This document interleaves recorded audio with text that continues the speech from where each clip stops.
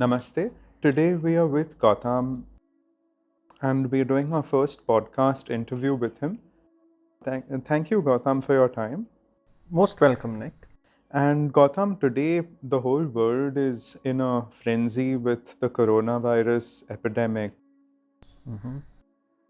We had actually put a post a few days ago with Baba's guidance on the epidemic and how serious it actually is.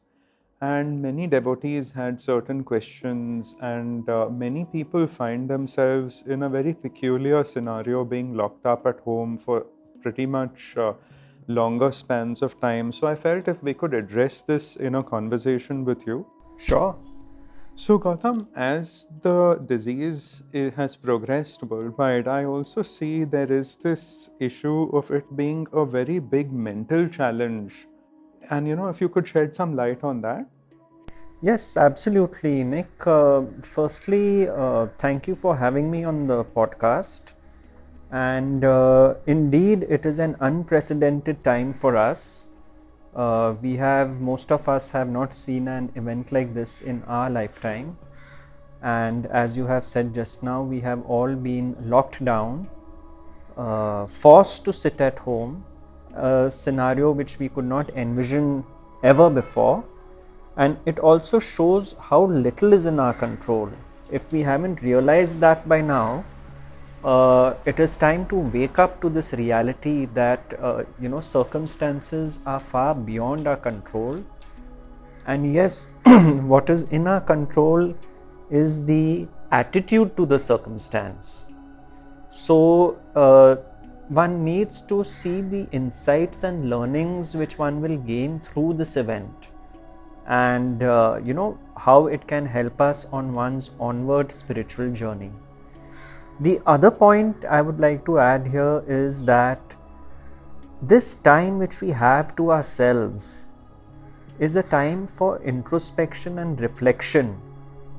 It is not a time where one should think, oh God, how do I pass this time, how can I keep myself occupied. Of course that will be so at the mundane level.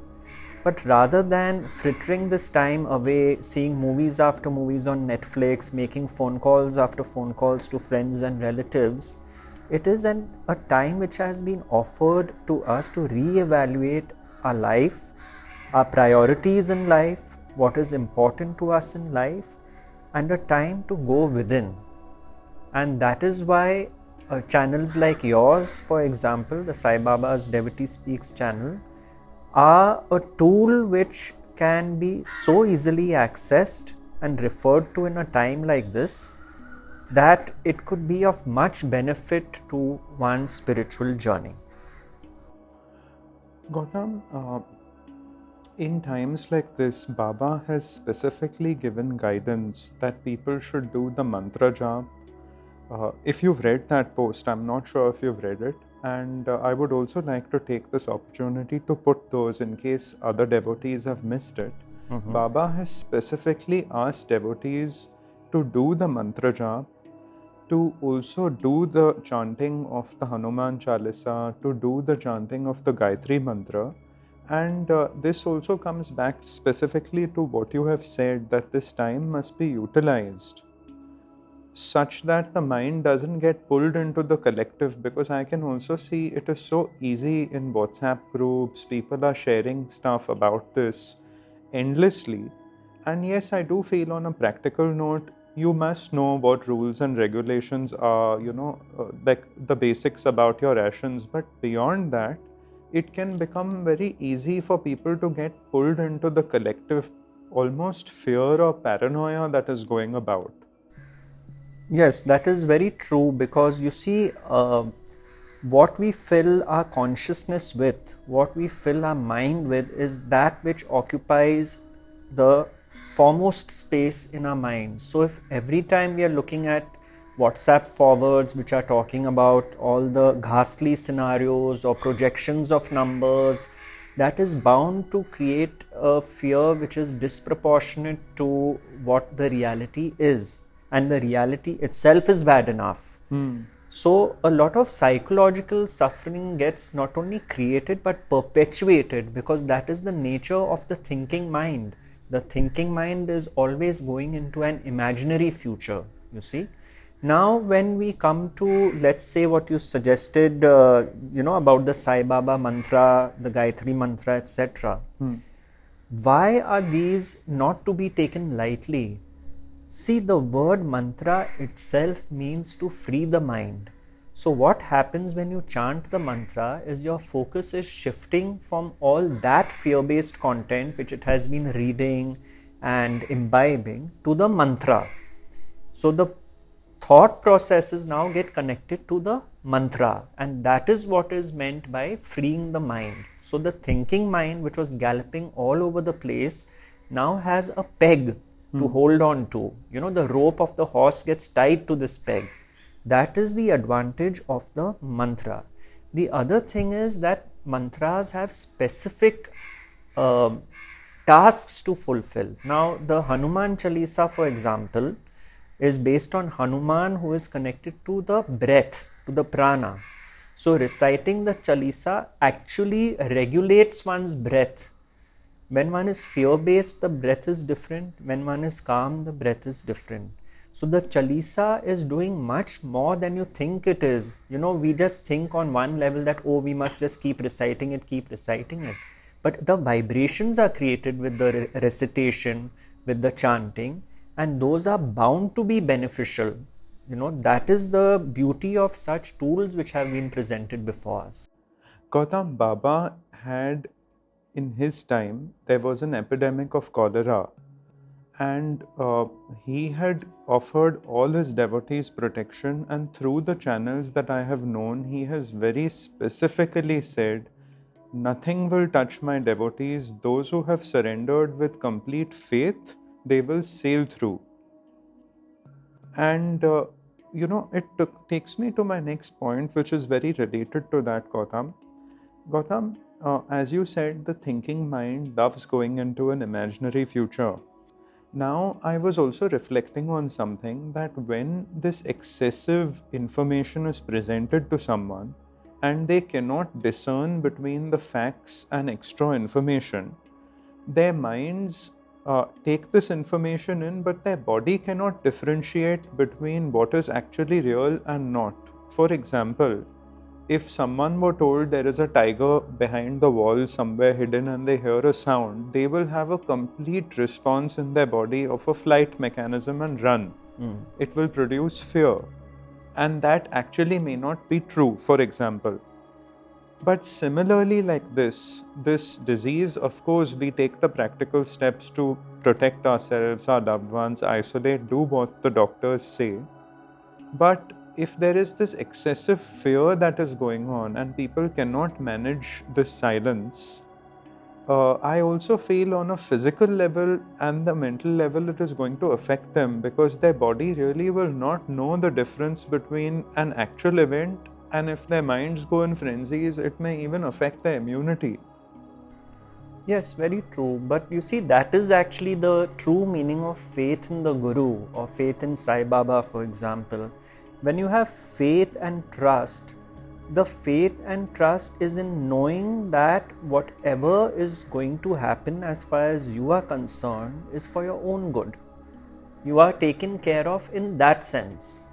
Plus also, you understand the futility of thinking endlessly on something that may or may not happen. Correct. If you have embraced the teaching, you see, if one is living Sai Baba's teaching and one has embraced it, that incessant chatter of the mind itself would stop. If you have not embraced it and your mind is chattering away, it is actually a clear sign that the teaching has not been embraced. Because if you did have unequivocal faith in Baba, you would not be stressed beyond a point. Correct. Of course, you would be stressed on the mundane level. How do I get my vegetables? Will the milkman come, etc.? Because after all, those are the mechanics of daily living. But beyond that, these stories and projections would not happen. You see, so in fact, I think that extreme times like these show us truly where we stand on our spiritual journey.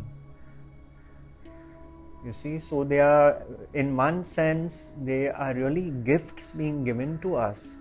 Let's take a very simple example. You know, all is fine in your house with your loved ones. You say, oh, I was busy at work, now I'm getting time to spend with my loved ones. It's so nice. But let a few days pass, and then suddenly the same ones you were so happy to be with because your work was shut for a few days, now you start getting on each other's nerves. This actually takes me to my next question, which was exactly this, Gautam, that many people in the past have had an outlet for their distraction and they may not have been aware of it.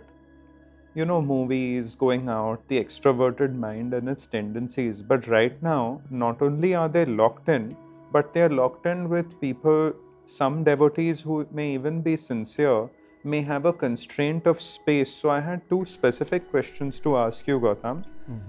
If there is a sincere devotee and they are constrained, like in a small apartment with 4 or 5 other family members who may not be on the same path, any pointers for them to stay conscious? And the second question, Gautam, sorry, is that if people get on each other's nerves in a particular, like as you said rightly, like for a few days it's great, you are with your family members, but then it sort of becomes a bit difficult. If you could shed some light on these two aspects, Gautam, please. Sure. You see, yes, there are two things here. One is that we come to know in times like this how much we are identified with situations and things. How much am I identified with my work, for example? What happens now that I can't go to work?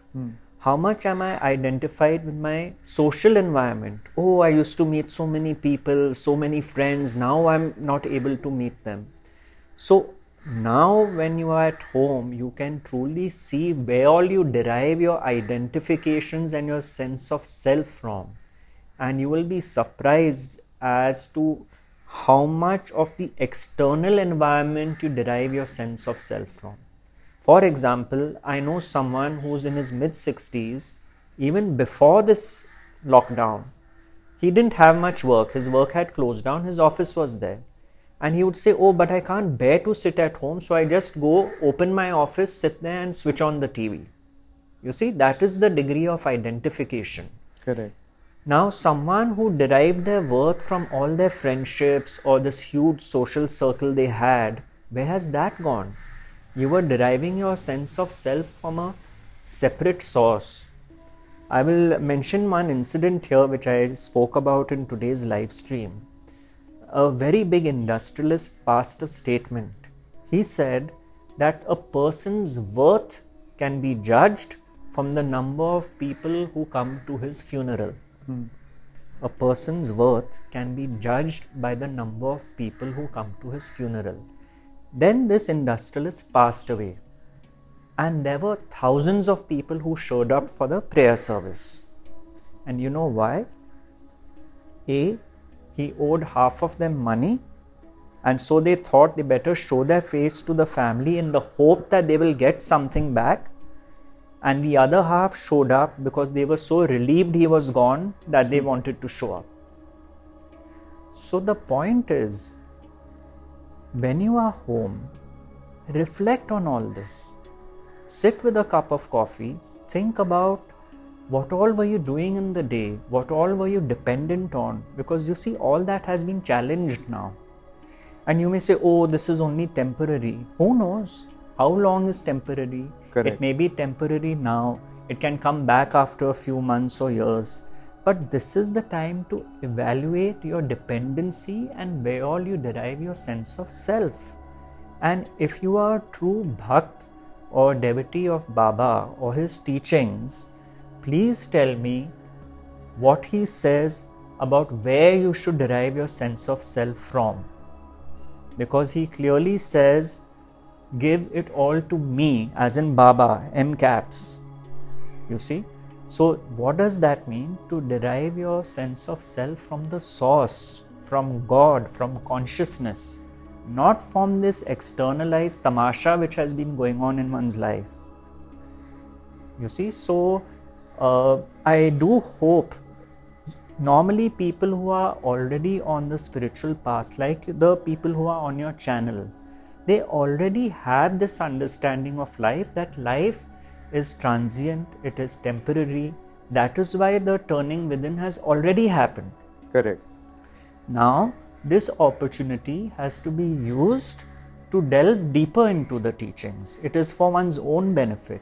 It doesn't mean you don't watch TV. It doesn't mean you punish yourself. Everything in moderation is fine. But yes, do sit back and reevaluate your priorities, your own internal dialogue in the mind, and see when you are at peace, when you are not at peace. Because as the great sage Ramana Maharshi said, that self-realization is nothing but peace and equanimity. One other aspect of Baba's teaching, or rather what he showed us, is this is a very big opening for that as well. See, in the modern life, it's full of distractions, but this actually takes us back to a very simple, minimalistic living, which is pretty much everyone is in survival mode. Now, I also was reflecting that, the thing of sharing, like, see, there are many out of fear who may hoard groceries, hoard things. But now, would you truly care and share with people who are in need? In a safe way, of course, not going out and breaking any norms. But it will also show how deep those aspects. And Baba's life was completely minimalistic. He had no things of his own, so to speak, at all.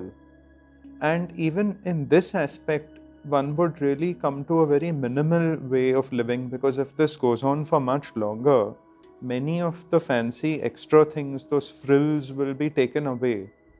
And this other aspect could also be seen, how one sits with that. Yes, very true, Nick, and it's a very important point, you see, because again there are two things here. One is we will be surprised because now so much of our spending is cut out automatically, not going to restaurants, etc., or shopping excessively online. So much is cut out that it is a chance to realize that one has been excessive, to what degree has one been excessive, and how little is really needed to be happy. Correct. You see, this is a time to realize that. That is one thing. The other thing is, if you see God in all beings, then even the thought of hoarding would not arise. Because if you are hoarding, you're taking away something from someone else. You see, this is a very big point. Yes, of course, I will keep something as a reserve. Everyone will do that. But that excessive hoarding, which is fear-based and done with, I must protect myself compared to someone else, I don't care what their future is. If you are a true devotee of Baba and you see Baba in everyone, I dare say that the thought of hoarding cannot arise. Because if it does, then it shows how much of a bhakt you are of Baba. You see? So these are all, if one has a heightened awareness, where one can see one's own traits and habits and characteristics and be honest with oneself. This time can be utilized for that, to observe one's reactions, one's thinking, and just see it in the light of the beautiful teaching. Yes. You see, I still maintain that though there was so much bhakti around Sai Baba, his teachings were the highest of Advaita, the absolute highest. So a simple line like see me in all beings is nothing but understanding that the same consciousness functions through everyone. You see, that is pure non-dual teaching. So this is a chance to live that.